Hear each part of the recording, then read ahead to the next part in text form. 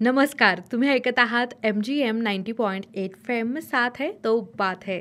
MGM radio 90.8 FM सामाजिक न्याय आणि सक्षमीकरण मंत्रालय, भारत सरकार तसेच कम्युनिटी रेडिओ असोसिएशन यांच्या संयुक्त विद्यमाने प्रसारित करीत आहोत ज्येष्ठ नागरिकांसाठीच्या विविध योजनांची ओळख करून देणारा कार्यक्रम ध्यास अव्ययचा सन्मान ज्येष्ठांचा.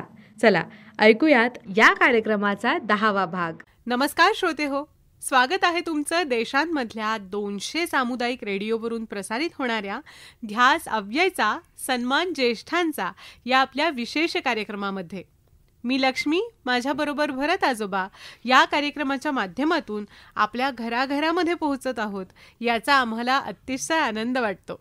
श्रोते हो, आपण ह्या कार्यक्रमाला देत असलेला प्रतिसाद आम्हाला नवनवीन माहिती तुमच्यापर्यंत पोहोचवण्यासाठी नक्कीच प्रोत्साहन देत असतो. खरंय. आजच्या या भागामध्ये आम्ही पुन्हा तुमच्या भेटीला आलेलो आहोत एक नवीन विषय घेऊन. पण त्याआधी आजोबा, मला असं वाटतं की आपण ज्येष्ठांसाठीच्या योजना पुन्हा एकदा श्रोत्यांना सांगूया. म्हणजे काय होईल, आपली आणि त्यांची दोघांचीही उजळणी होईल. हो हो हो, नक्कीच नक्कीच. तर सामाजिक न्याय आणि सशक्तीकरण मंत्रालयाच्या माध्यमातून केंद्र सरकारच्या अनेक योजना आम्ही आपल्याला सांगतो आहोत. तुम्ही सुद्धा त्यांची माहिती आपल्या नातेवाईकांना आणि मित्रांना जरूर सांगत राहा. काही योजनांची इथे आठवण करून देतो हा पुन्हा. एक म्हणजे एकीकृत वरिष्ठ नागरिक कार्यक्रम, जो वरिष्ठ नागरिकांना वेगवेगळ्या सेवा आणि मदत पुरवतोय. ज्येष्ठांसाठीची दुसरी योजना म्हणजे आपली राष्ट्रीय हेल्पलाईन 14567 14567. या नंबरवर फोन करून वरिष्ठ नागरिक आपल्या समस्या आणि आपल्या गरजा दोन्हींसाठी मदत मागू शकतात, मार्गदर्शन देखील मिळवू शकतात. बरोबर. तिसरी योजना आहे जेरिएट्रिक देखभाल करता प्रशिक्षण.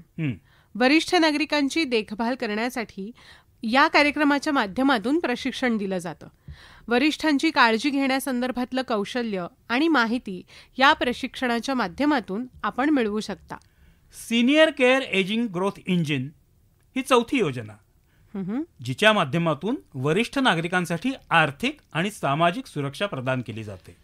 आणि पाचवी योजना म्हणजे राष्ट्रीय वयोश्री योजना, जी वरिष्ठ नागरिकांना आर्थिक सहाय्य प्रदान करते. त्याचबरोबर मोतीबिंदूंच्या शस्त्रक्रियेसाठी वरिष्ठ नागरिकांना वेगळी मदत केली जाते. वरिष्ठ नागरिकांच्या पूर्ण पोषण अधिकारांसंदर्भात सुद्धा आरोग्याच्या वेगवेगळ्या सुविधा प्रदान केल्या जात आहेत. अशा अनेक योजनांविषयी आपण ऐकलं आणि पुढे सुद्धा ऐकत राहणार आहोत. त्या जाणून घेण्यासाठी रेडिओ ऐकत राहा.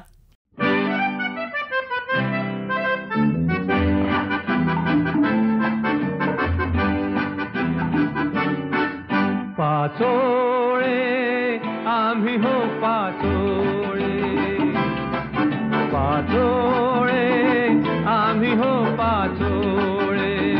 काय कुणाची देऊ, काय कुणाचे घेऊ, वन वन भटके वनातले.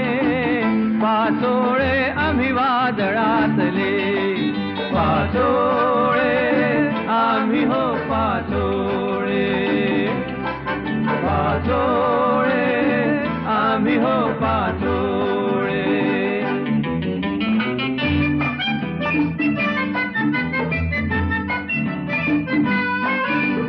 कधी भरारी अथांग गगनी, केव्हा निकळे येतो अवनी.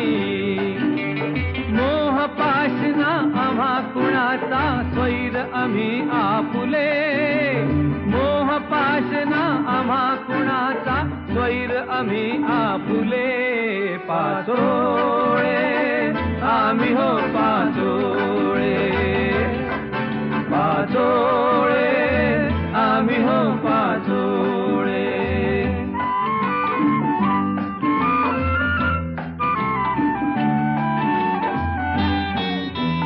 तरलो त्या प्रक्षुब्ध सागरी आणि उतरलो तरी कपारी.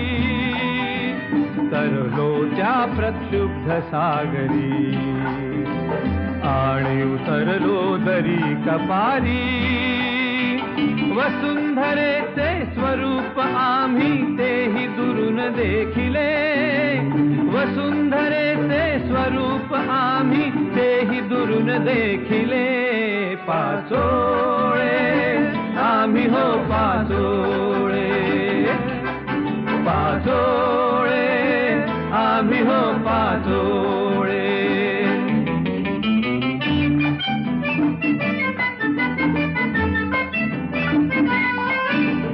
इतके आमचे असूनी काही वैर कुणाशी कसले नाही. कसेही असो आम्ही मानतो जीवन आमुचे भले.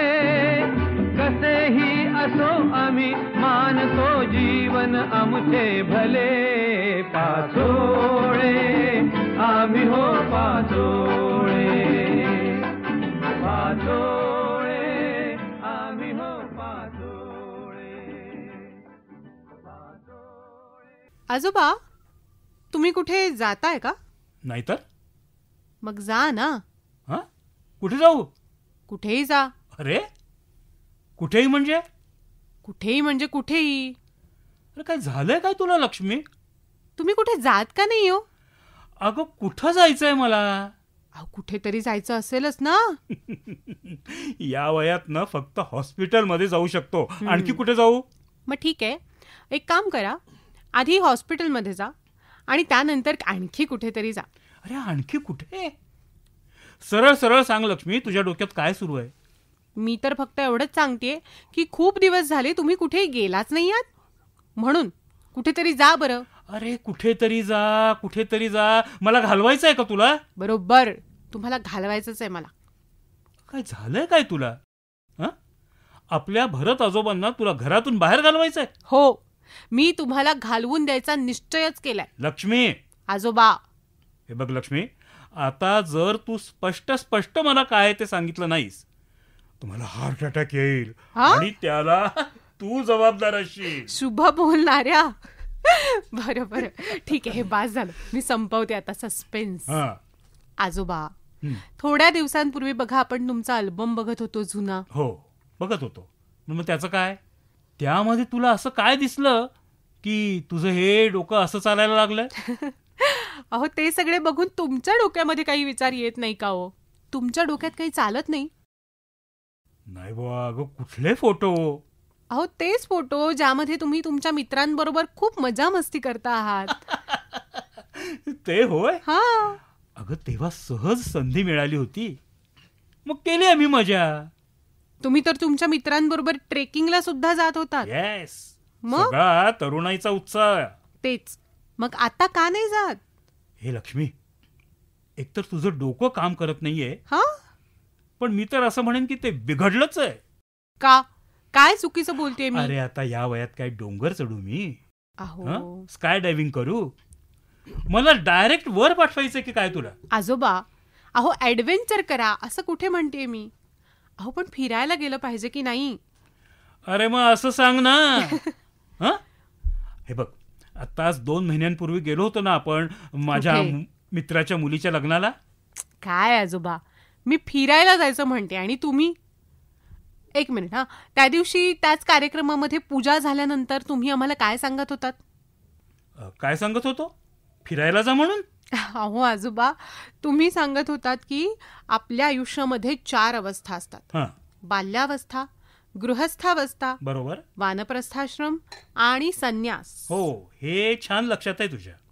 माझ्या छान लक्षात आहे, पण तुमच्या काही गोष्टी लक्षात नाहीयेत. हो, तुम्ही सांगितलं होतं की गृहस्थाश्रमामध्ये आपल्या जबाबदाऱ्या पूर्ण केल्यानंतर पुढची आयुष्याची वर्ष ही माणसाने तीर्थयात्रा करत घालवली पाहिजेत. अरे मग तसं आपल्या शास्त्रामध्येच सांगितलंय. आजोबा, मला वाटतं ज्येष्ठ नागरिकांनी जास्तीत जास्त फिरावं, पर्यटन करावं, यासाठीच आपल्या शास्त्रांमध्ये असं सांगितलं गेलं असणार.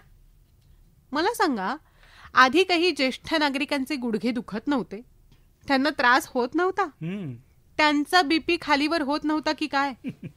अहो होत होता, पण तरी सुद्धा आयुष्याचा पूर्ण आनंद घेण्यासाठी आणि ह्याच अशा बारीक सारीक दुखण्यांचा विसर पडण्यासाठी तीर्थयात्रेचा नियम बनवला गेला असणार. लक्ष्मी, हं? आजोबा मी आहे ग, पण तू मात्र माझ्या पणजेसारखी गोष्टी करतेस.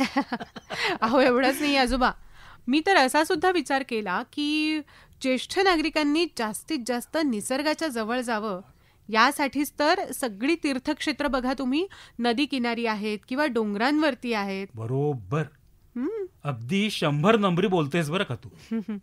पण घ्या आला का पण मध्ये. अगं लक्ष्मी, इच्छा असते का फिरायला जायची, मग पण आता एकटं बाहेर फिरायला जाणं बरोबर वाटत नाही. हं. आणि तू स्वतःचं काम सोडून येणार आहेस का माझ्या बरोबर? किती दिवस फिरणार आहेस सांग बरं. अहो आजोबा, त्यासाठी एक आयडिया आहे. हं? बऱ्याचशा प्रदेशांमध्ये ना सरकार ज्येष्ठांसाठी तीर्थयात्रा करवून आणण्याची योजना चालवत आहे. काय सांगतेस? हो, ज्यामध्ये तुमच्यासारखे ज्येष्ठ नागरिक अगदी सहज सहभागी होऊ शकतात. अरे याने होतं काय, प्रत्येकाला सोबत मिळते.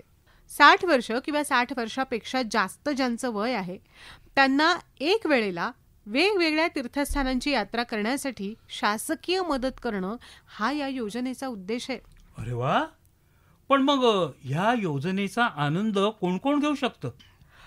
ज्येष्ठ नागरिक आपल्या प्रदेशांमध्ये मूळ निवासी असायला हवेत. वय वर्ष 60 असायला हवं किंवा 60 पेक्षा जास्त. आणि हो, या शासकीय योजनेच्या अंतर्गत आधी कधीही यात्रा केलेली नसली पाहिजे. शारीरिकरित्या आणि मानसिकरित्या आपण जर सक्षम असू तर या योजनेचा लाभ तुम्ही घेऊच शकता. आणि यामध्ये सहभागी कसं व्हायचं? सांगते.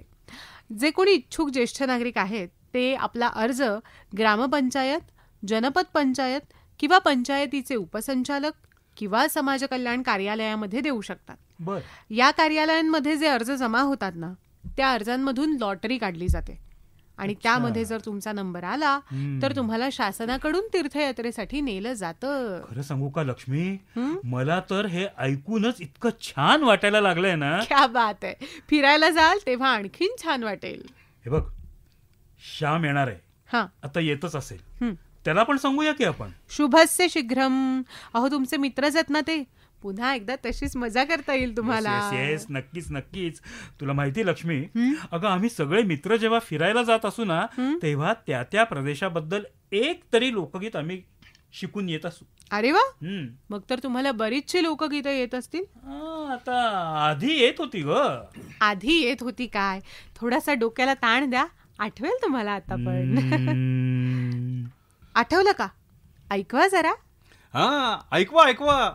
मी इथं टेबल वाजवतो. अरे श्याम, ये वाजव. हे बघ, गाडी चालली घुंगराची, वाटबाई डोंगराची, गाडी चालली घुंगराची, वाटबाई डोंगराची, वेळ कडक बाराची, वाटबाई डोंगराची. क्या बात आहे.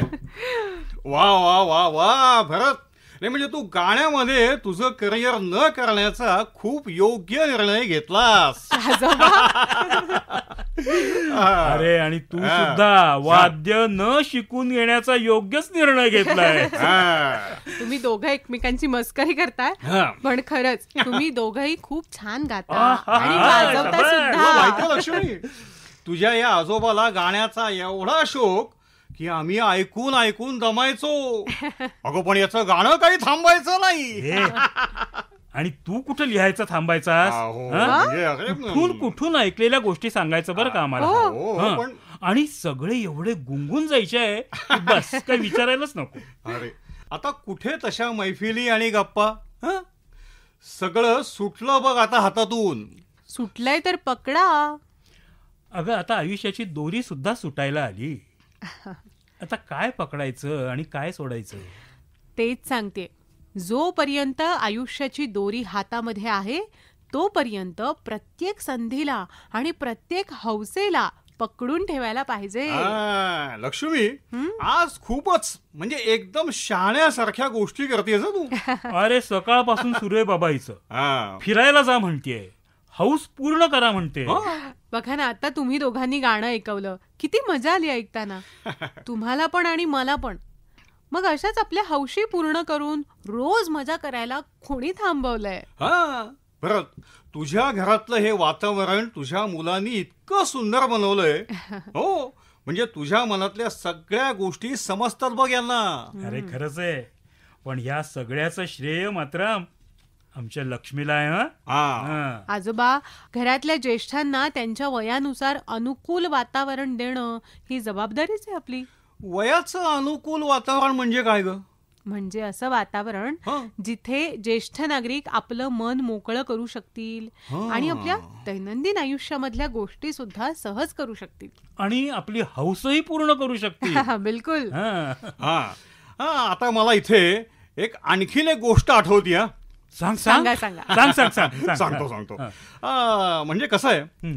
हौस किती छोटी असो किंवा मोठी असो, छंद अगदी किरकोळ गोष्टीचा का असे ना, पण तो तुम्हाला जिवंत ठेवत असतो. बरोबर. आहा. हा, 4 माणसांमध्ये तुम्हाला कायम वेगळं स्थान मिळवून देत असतो तो. खरंय. खरंय. आता या गोष्टीत ना 2 म्हातारे आहेत. बरं. हा, असंच आयुष्याचं शेवटचं पान वाचणार आहे, हम्म, पण हुशार, तल्लख. हम्म. हा, तर एकदा काय झालं, एका गावामध्ये हे दोघे जण काही काम करायला मिळतं का असं शोधत शोधत राजाच्या दरबारामध्ये पोहोचले. हम्म. राजाला विचारलं, अरे तुम्ही तर आता ज्येष्ठ झालेले आहात, आता काय काम करणार तुम्ही, काही येतं का तुम्हाला? हम्म. तेव्हा पहिल्या व्यक्तीनं सांगितलं की मी खोटं बोलू शकतो, आणि दुसऱ्यानं सांगितलं की हा जो खोटं बोलेल ना ते खोटं मी खरं करून दाखवू शकतो. अरे, गंमतच आहे. हो, राजाला आधी वाटलं की हे दोघेही मस्करी करतायत. हम्म. मग त्याला असं वाटलं की राजाची मस्करी केल्याची शिक्षा सुद्धा यांना माहीत असताना हे जीवावर एवढे उदार होणार नाहीत. बरोबर. मग राजानं त्यांची परीक्षा घ्यायची असं ठरवलं. हम्म. तो म्हणाला, ठीक आहे, आता दोघांनी आपलं कौशल्य दाखवा, हम्म. पण लक्षात ठेवा, जर याचं खोटं खरं सिद्ध झालं नाही तर तुम्हाला दोघांनाही मृत्यूदंडाची शिक्षा दिली जाईल. बापरे. हवे दोघांनी या गोष्टीला होकार दिला. पहिल्या व्यक्तीनं विधान सांगितलं, एका जंगलातून 400 उंट चालले होते. किती? 400. हा. बर. आणि तेवढ्यात आभाळातून पाणी पडलं आणि आग लागली. आग, सगळे उंट त्यामध्ये जळून मृत्यू पावले. अरे हे कसं काय? हा. हो ना. आता हे ऐकून सगळे दरबारातली लोक खोटं अगदी खोटं, पाणी पडून आग लागेलच कशी बरोबर. असा गलका करायला लागले. मग तेवढ्यात दुसऱ्या व्यक्तीनं सांगितलं की महाराज, माझा हा जो मित्र सांगतोय ना हम्म. ते अगदी खरं आहे. हम्म.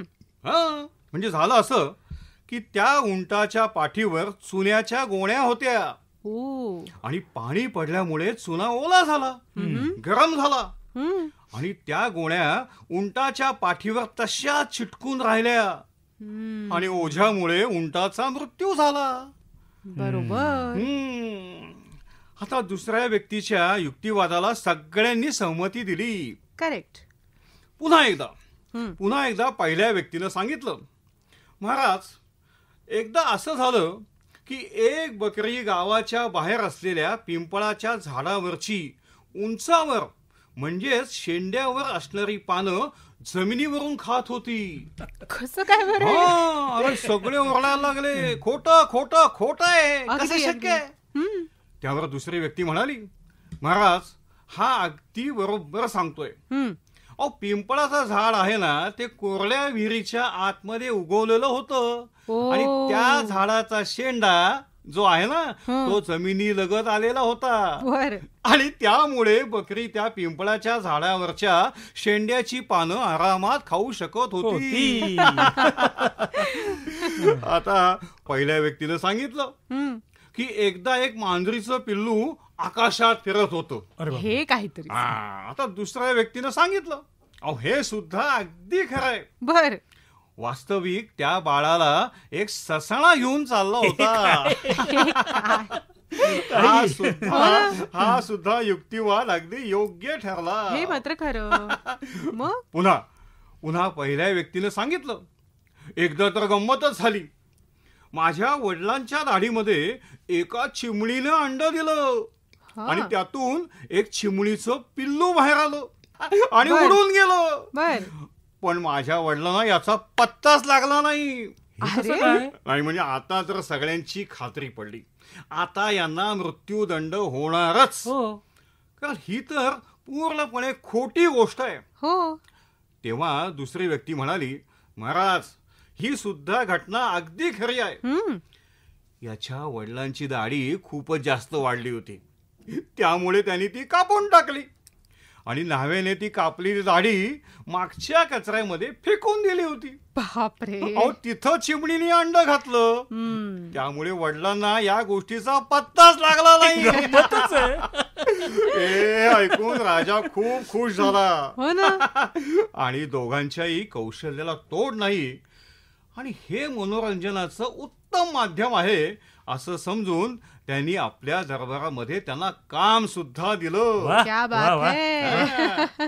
म्हणजेच काय, कुठलंही कौशल्य कधीच वाया जात नाही. बरोबर, खरं. कधी ना कधी त्याचा उपयोग होतोच. गोष्ट छानच होती श्याम आजोबा, पण यातून शिकणार काय, तर आपली हौस, आपले छंद सुद्धा जोपासायला हवेत. अहो 60-65 वय वर्षापर्यंत तुम्ही काम करत असता. सगळ्या जबाबदाऱ्या पार पाडल्यानंतर याच वेळी माणूस थोडासा निवांत होत असतो.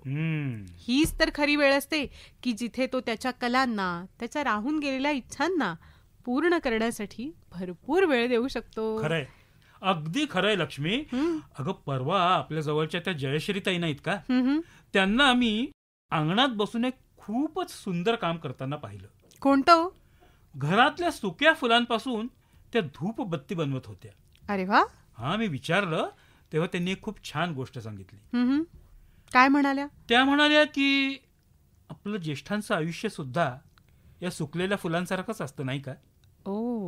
एका काळानंतर आपलं काहीच महत्व राहत नाही, पण आपलं कर्तव्य आहे की आपण स्वतःला अपडेट ठेवावं आणि कोणत्या ना कोणत्या स्वरूपामध्ये आपलं महत्व सिद्ध करत राहावं. क्या बात आहे. स्वतःसाठी सुद्धा आणि इतरांसाठी सुद्धा. वा वा वा, हे आवडलंय मला. हा अत्यंत सुंदर, खरंच छान विचार आहे आजोबा. मग निघायची तयारी करायची ना? हो हो हो, अरे आधी ठरवूया ना कुठं जायचंय ते. अरे कुठे जायचं नाही, कुठे जायचं हे सांग. आता कसं? तर श्रोते हो, आम्ही तर फिरायला निघालोच आहोत. तुमच्या घरामध्ये सुद्धा ज्येष्ठ नागरिक असतील तर त्यांना सुद्धा हा सल्ला अवश्य द्या. बरोबर, जेणेकरून ते सुद्धा खुश राहतील, मोकळा श्वास घेतील. ऐकत रहा आपला कम्युनिटी रेडिओ आणि वाट बघा आपल्या पुढच्या कार्यक्रमाची. तोपर्यंत स्वस्थ रहा, खुश रहा आणि आपल्या सगळ्या इच्छा पूर्ण करत रहा. नमस्कार.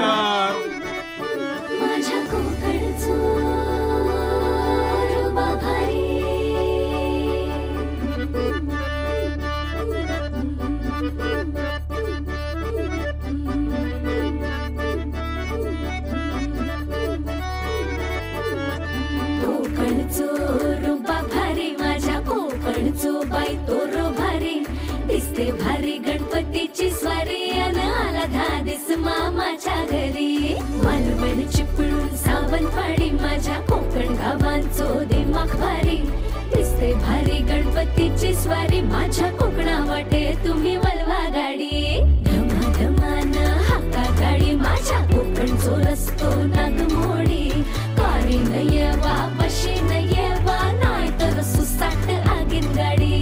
मुंबई पुण्याचे रस्ते सोडा माझ्या कोकणा वाटे तुम्ही वलवा गाडी.